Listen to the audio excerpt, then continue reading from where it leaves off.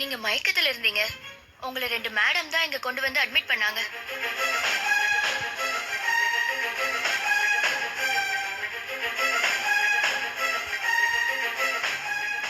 ஐயோ, 2 மேடம்னா பத்மா மேடமோ குணா மேடமுமா?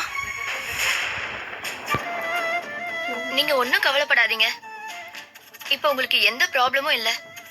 ஏன் எனக்கு என்ன ஆச்சு? உங்களை கூட்டிட்டு வந்தவங்க கிட்ட டாக்டர் எல்லா விவரமும் சொல்லிட்டாங்க.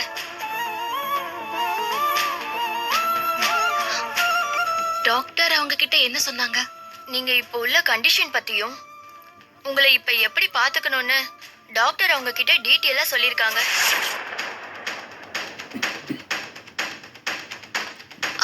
அதான் அதான் அவங்க என்ன சொன்னாங்க சிஸ்டர்?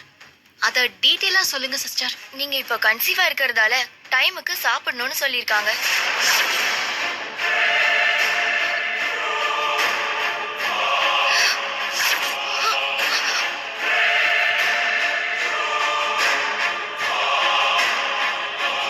டைமுக்கு சாப்பிடாதனாலதான் நீங்க ரொம்ப வீக்கா இருக்கீங்க. அதனால இனிமே சத்தான சாப்பாடா சாப்பிடணும்.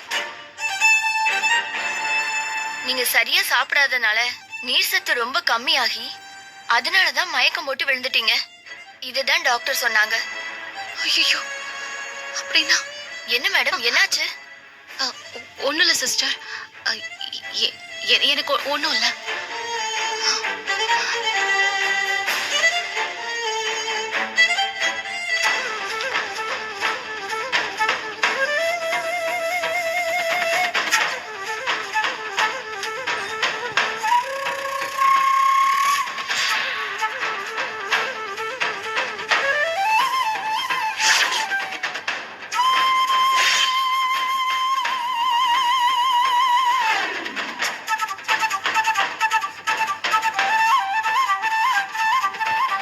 ஐயோ, இப்ப அவங்களுக்கு நம்ம கன்சீவா இருக்கிற விஷயம் தெரிஞ்சு போச்சே. இப்ப என்ன பண்றது?